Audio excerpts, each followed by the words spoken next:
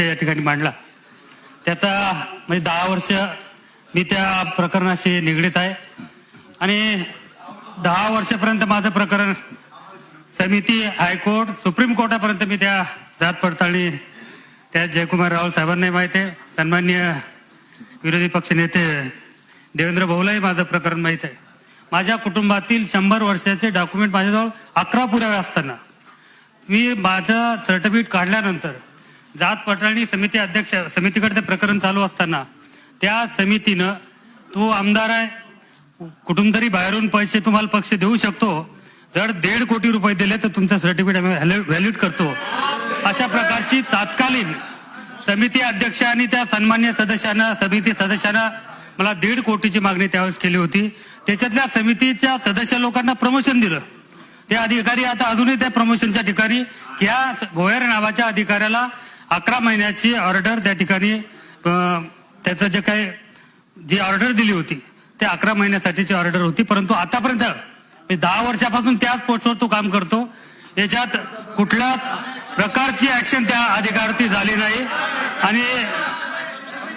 आणि नंतर हे प्रकरण हायकोर्ट आणि सुप्रीम कोर्टात मी गेलो. सुप्रीम कोर्टानं हायकोर्टाला डायरेक्शन दिला आणि हायकोर्टानं समितीला विदिन 3 महिन्यामध्ये हे प्रकरण निकाली काढण्याचे आदेश दिले आणि त्या समितीनं माझं हे पूर्ण प्रकरण म्हणजे आपण 50 वर्ष म्हणतो, माझ्याजवळ जे काही पुरावे होते 100 वर्षापूर्वीचे पुरावे होते. त्याच्यामध्ये अक्षरतज्ञ असेल, त्याच्यानंतर आपल्या फॉरेन्सिक लॅबचा रिपोर्ट असेल, सर्व गृह चौकशी असेल, सर्व पुरावे माझ्याकडे असताना त्याच्यामध्ये जाणून बुजून मला त्रास देण्याचा प्रयत्न त्या ठिकाणी झाला. नंतर आणि मला स्वतःला 1.5 कोटी रुपये मागितले होते. त्याच्यातला मला जर अशी परिस्थिती माझ्यावरती येत असेल तर या ग्रामीण जनतेची काय हाल होतील हे आपण निश्चित या सभागृहाने लक्षात घेणं या ठिकाणी गरजेचं आहे. आणि सन्माननीय अध्यक्ष महोदय त्या संबंधित अधिकाऱ्याचं जे काही प्रमोशन केलेलं आहे त्याची चौकशी करून त्याच्यावरती इन्क्वायरी म्हणजे चौकशी करून त्या संबंधितावर कारवाई करणार आहात का?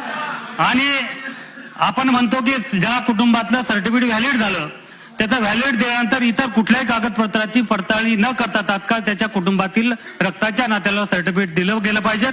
मग असे माझेही प्रकरण माझ्या मुलाचं आहे, मुलीचं आहे, अद्यापर्यंत त्यांनाही सर्टिफिकेट या ठिकाणी दिले गेले नाही.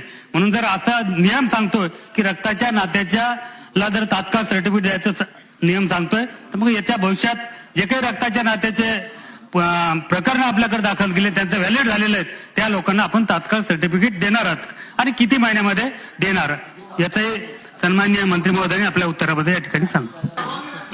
अध्यक्ष महोदय, आता जे बिल दोन्ही बाजूच्या सन्माननीय सदस्यांनी मंजूर केलं त्यावेळेस डॉक्टर संजय रायमुलकर साहेबांनी एक मुद्दा इथे उपस्थित केला. अध्यक्ष महोदय, सहसा सभागृहामध्ये एखाद्या सन्माननीय सदस्यांनी एखाद्या अधिकाऱ्याच्या बद्दलची वस्तुस्थिती सांगितली तर ती खरी समजून आपण त्याच्यामध्ये पुढे निर्णय घेत असतो.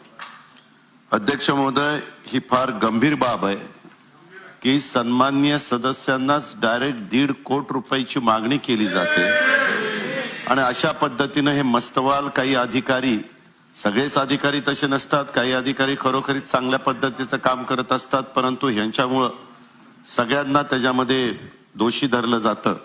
आणि म्हणून अध्यक्ष महोदय, डॉक्टर रायमुलकर साहेबांची जी काही म्हणणं आहे ते ग्राह्य मानून या संदर्भामध्ये संबंधित अधिकाऱ्यांना ताबडतोब निलंबित करण्यात येईल असं मी सांगू इच्छितो.